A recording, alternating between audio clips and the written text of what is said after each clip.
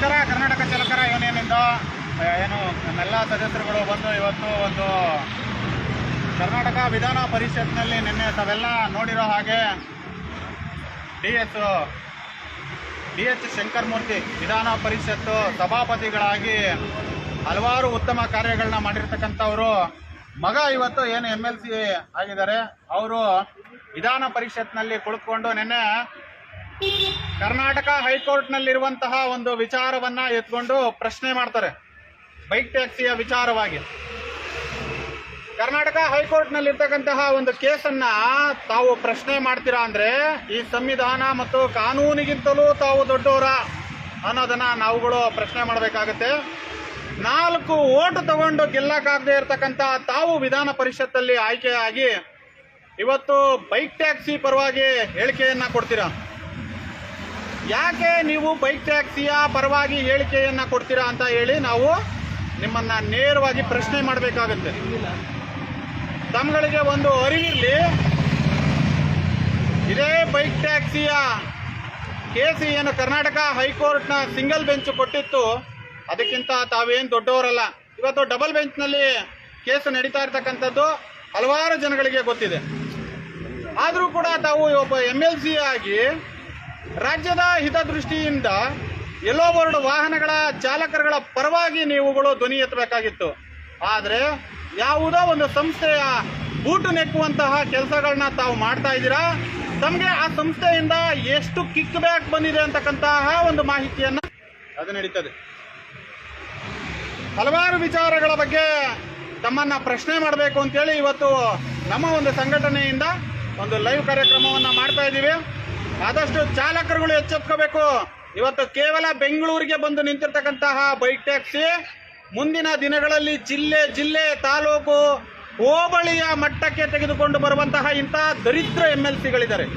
ಇವತ್ತು ತಾವುಗಳೆಲ್ಲರೂ ಕೂಡ ನಿನ್ನೆ ನೋಡಿರ್ಬೋದು. ಅವ್ರು ಹೇಳಿರ್ತಕ್ಕಂಥ ವಿಚಾರದಲ್ಲಿ ತಾವು ಜಿಲ್ಲೆಗಳಲ್ಲಿ ಮತ್ತು ತಾಲೂಕು ಕೇಂದ್ರಗಳಲ್ಲೂ ಕೂಡ ಲಾಸ್ಟ್ ಮೈಲ್ ಕನೆಕ್ಟಿವಿಟಿಗೆ ಭಾರೀ ಅನುಕೂಲವಾಗುತ್ತೆ ಅಂತ ಅವರು ಒಂದು ಮಾತು ಹೇಳ್ತಾರೆ.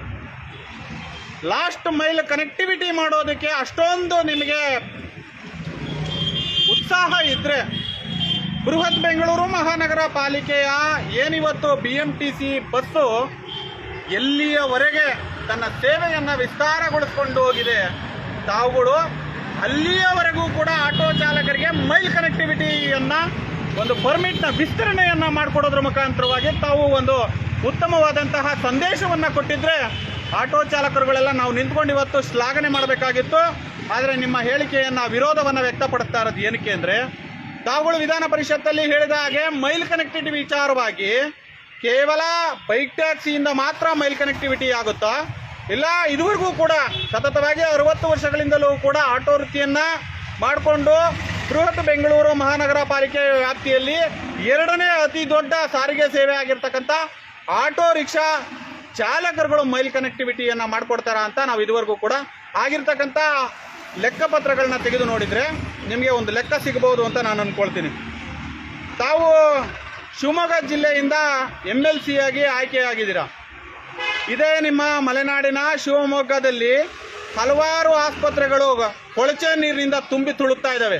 ಯಾಕೆ ನಿಮಗೆ ಈ ರಾಜ್ಯ ಸರ್ಕಾರವನ್ನು ಪ್ರಶ್ನೆ ಮಾಡುವಂತಹ ಯೋಗ್ಯತೆ ಇಲ್ವಾ? ಉತ್ತಮವಾದ ಆರೋಗ್ಯ ಕ್ಷೇತ್ರವನ್ನು ಕೊಡಬೇಕಾದ್ದು ಪ್ರತಿಯೊಬ್ಬ ರಾಜಕೀಯ ವ್ಯಕ್ತಿಯ ಪ್ರಶ್ನೆ. ಯಾಕೆ ನಿಮ್ಗೆ ಅದ್ರ ಬಗ್ಗೆ ಧ್ವನಿ ಎತ್ತೋದಕ್ಕೆ ನಿಮಗೆ ಯೋಗ್ಯತೆ ಇಲ್ವಾ? ನಿಮ್ಮ ಶಿವಮೊಗ್ಗ ಡಿಸ್ಟಿಕ್ಕಿಗೆ ಬಂದರೆ ಹಲವಾರು ಶಾಲಾ ಮಕ್ಕಳು ಮಳೆಗಾಲ ಸಂದರ್ಭದಲ್ಲಿ ತಾವೇನಿವತ್ತು ಮೈಲ್ ಕನೆಕ್ಟಿವಿಟಿ ವಿಚಾರವನ್ನು ಎತ್ತಿದ್ದೀರಾ. ನಿಮ್ಮ ಸರ್ಕಾರಿ ಶಾಲಾ ಮಕ್ಕಳಿಗೇನೆ ಉತ್ತಮವಾದಂತಹ ಸಾರಿಗೆ ಸೌಲಭ್ಯವನ್ನು ಕಲ್ಪಿಸಿಕೊಡೋಕ್ಕೆ ಆಗದೆ ಇರತಕ್ಕಂಥ ನಿಮ್ಮಂಥ ನಾಲಾಯಕ MLCಗಳಿಂದ ಇವತ್ತು ಇಂಥ ಒಂದು ದುರವಸ್ಥೆ ಬಂದು ನಿಂತಿದೆ ಅಂತ ಹೇಳಿ ನಾನು ನಿಮ್ಮನ್ನ ಪ್ರಶ್ನೆ ಮಾಡಬೇಕಾಗುತ್ತೆ. ಸರ್ಕಾರಗಳಿಗೆ ಉದ್ಯೋಗವನ್ನು ಸೃಷ್ಟಿ ಮಾಡುವ ಯೋಗ್ಯತೆಗಳಿಲ್ಲ. ಇದನ್ನ ನಾವು ನೇರವಾಗಿ ಹೇಳ್ತೀವಿ. ಯಾಕೆ ಉದ್ಯೋಗ ಸೃಷ್ಟಿ ಮಾಡುವಂತಹ ಯೋಗ್ಯತೆಗಳು ನಿಮಗಿಲ್ಲ ಅಂದರೆ, ಉದಾಹರಣೆಗೆ ನಿಮ್ಮದೇ ಶಿವಮೊಗ್ಗ ಡಿಸ್ಟಿಕ್ಕಿನ ಭದ್ರಾವತಿಯ ಉಕ್ಕು ಕಾರ್ಖಾನೆಯನ್ನು ಮುಚ್ಚಿ ಎಷ್ಟು ವರ್ಷಗಳಾಯಿತು. ಲಕ್ಷಾಂತರ ಕುಟುಂಬಗಳಿಗೆ ಉದ್ಯೋಗ ಸೃಷ್ಟಿಯ ದಾತರಾಗಿದ್ದಂತಹ ಸನ್ಮಾನ್ಯ ಶ್ರೀ ಎಂ ವಿಶ್ವೇಶ್ವರಯ್ಯನವರು ಉತ್ಪಾದನಾ ಕೇಂದ್ರವನ್ನು ಆರಂಭ ಮಾಡಿದ್ದನ್ನು ನಿಮ್ಮಂತ ದರಿದ್ರ ನಾಲಾಯಕ ರಾಜಕಾರಣಿಗಳು ಇವತ್ತು ಬಾಕ್ಲಾಗ್ತಿದ್ದೀರ. ಲಕ್ಷಾಂತರ ಉದ್ಯೋಗಿಗಳು ಇವತ್ತು ನಿರುದ್ಯೋಗಿಗಳಾಗಿದ್ದಾರೆ. ಇದ್ರ ಬಗ್ಗೆ ತಮಗೆ ಧ್ವನಿ ಎತ್ತಬೇಕು ಅಂತ ಗೊತ್ತಾಗಲ್ವಾ? ಉದ್ಯೋಗ ಸೃಷ್ಟಿ ಅಂದರೆ ಕೇವಲ ಎಲ್ಲಿಂದಲೋ ಬಂಡವಾಳವನ್ನು ಎತ್ಕೊಂಡು ಬಂದು ರೆಡ್ ಕಾರ್ಪೆಟ್ ಮುಖಾಂತರವಾಗಿ ಕಂಪನಿಗಳಿಗೆ ತಾವು ಇಲ್ಲಿ ಕೊಳ್ಳೆ ಹೊಡೆದಂತಹ ಹಣವನ್ನು ಕಂಪನಿಗಳಿಗೆ ಹಾಕಿ ಕಂಪನಿಯ ಪರವಾಗಿ ಪ್ರಚಾರವನ್ನು ವಿಧಾನ ಪರಿಷತ್ನಲ್ಲಿ ತಾವುಗಳು ಧ್ವನಿ ಎತ್ತುತ್ತೀರಾ ಅಂದರೆ ನಿಮ್ಮ ಬಗ್ಗೆ ನಾವು ಏನು ಮಾತಾಡಬೇಕು? ನಿಮ್ಮನ್ನು MLCಯನ್ನಾಗಿ ನಾವು ಮಾಡಿದ್ದು ಮಹಾ ಅಪರಾಧವಾಗಿದೆ. ಯಾಕೆಂದರೆ ನನ್ನಂತಹ ಸಾಮಾನ್ಯ ಪ್ರಜೆಗೆ ನಿಮ್ಮಂತಹ ಓಟ್ ಹಾಕುವಂತಹ ಯೋಗ್ಯತೆ ಇದ್ದಿದ್ರೆ ನಿಜವಾಗ್ಲೂ ಕೂಡ ನಿಮ್ಮನ್ನು MLC ಮಾಡ್ತಿರ್ಲಿಲ್ಲ. ಯಾರಿಂದಲೂ ಹಣವನ್ನು ಕೊಟ್ಟು ತಾವು MLC ಸೀಟ್ಗಳನ್ನ ತಗೊಂಡು ಬಂದಿರೋದ್ರಿಂದಲೇ ಇವತ್ತು ನಿಮ್ಮಂಥವ್ರು ಬಂದು ಒಂದು ಬೈಕ್ ಟ್ಯಾಕ್ಸಿಯ ಪರವಾಗಿ ಪ್ರಚಾರ ಮಾಡ್ತಾ ಇದ್ದೀರಾ. ಹಾಗೆ ಗಿಗ್ ಕಾರ್ಮಿಕರ ಬಗ್ಗೆ ಕೂಡ ತಾವು ಧ್ವನಿಯನ್ನು ಎತ್ತಿದ್ದೀರಾ. ರಾಜ್ಯ ಸರ್ಕಾರದ ಸಚಿವರಾದಂತಹ ಶ್ರೀಯುತ ರಾಮಲಿಂಗಾರೆಡ್ಡಿಯವರು ಗಿಗ್ ಕಾರ್ಮಿಕರಿಗೆ ಏನೆಲ್ಲ ಸವಲತ್ತುಗಳಿದೆ ಅನ್ನೋದ್ರ ಬಗ್ಗೆ ನಮಗೆ ಸಂಪೂರ್ಣ ಮಾಹಿತಿಯನ್ನು ಕೊಟ್ಟಿದ್ದಾರೆ ಅಂತ ಅಂದ್ಕೊಳ್ತೀನಿ.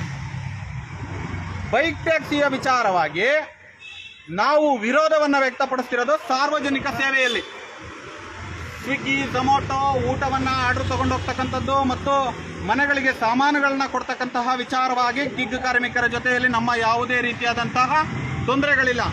ನಮಗೆ ಇರ್ತಕ್ಕಂಥದ್ದು ಆಟೋ ವೃತ್ತಿಗೆ ಮಾರಕವಾಗಿರ್ತಕ್ಕಂತಹ ಸಾರ್ವಜನಿಕ ಸೇವೆಯನ್ನು ತಾವು ಏನು ಇದುವರೆಗೂ ಎತ್ತಿಟ್ಟಿದ್ದೀರಾ ಇದರ ವಿರುದ್ಧವಾಗಿ ನಮ್ಮದೊಂದು ದೊಡ್ಡ ಹೋರಾಟದ ದಿಕ್ಕೇ ಇದೆ. ತಮಗೆ ಅದ್ರ ಬಗ್ಗೆ ಮಾಹಿತಿ ಇಲ್ಲ ಅಂದರೆ ನಿಮ್ಮದೇ ಸದನದಲ್ಲಿ ಕುಳಿತಿರ್ತಕ್ಕಂತಹ ರಾಜ್ಯದ ಶ್ರೀಯುತ ರಾಮಲಿಂಗಾರೆಡ್ಡಿ ಅವರ ಸಾರಿಗೆ ಸಚಿವರನ್ನ ಹತ್ರ ಸಂಪೂರ್ಣ ವಿವರ ಇದೆ, ತಾವು ತಿಳ್ಕೋಬಹುದು.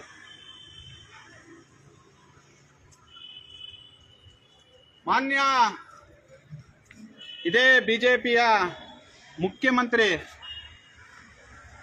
ಇವತ್ತು ಮಾಜಿ ಮುಖ್ಯಮಂತ್ರಿ ಆಗಿರ್ತಕ್ಕಂತಹ ಯಡಿಯೂರಪ್ಪನವರು ಕೇಂದ್ರ ಸರ್ಕಾರ ಬರ್ತಾರೆ. ಅವತ್ತು ಕಂಪನಿಗಳಿಗೆ ಮತ್ತು ಕೇಂದ್ರ ಸರ್ಕಾರ ಕೊಟ್ಟದ್ದು ಕೇವಲ ಎಲೆಕ್ಟ್ರಿಕ್ ವಾಹನಗಳಿಗೆ ಮಾತ್ರ ಅಂತ. ಇಂತಹ ಅವೈಜ್ಞಾನಿಕವಾದಂತಹ ಕಾನೂನನ್ನು ತಂದಿ ತಾವು ಯಡಿಯೂರಪ್ಪನವರು ಕೊಟ್ಟಂತಹ ಅನುಮತಿಯನ್ನ ಈಗಿನ ರಾಜ್ಯ ಸರ್ಕಾರ ವಾಪಸ್ ತೆಗೆದುಕೊಂಡಿದೆ. ಅದು ಇದೇ ಸೆಷನ್ನಲ್ಲೇ ಆಗಿರ್ತಕ್ಕಂಥದ್ದು. ಅದ್ರ ಬಗ್ಗೆನೂ ಕೂಡ ತಮಗೆ ಮಾಹಿತಿ ಇರಲಿ. ಬೈಕ್ ಟ್ಯಾಕ್ಸಿಯ ಪರವಾಗಿ ಇಷ್ಟೆಲ್ಲ ಮಾತಾಡುವ ತಾವುಗಳು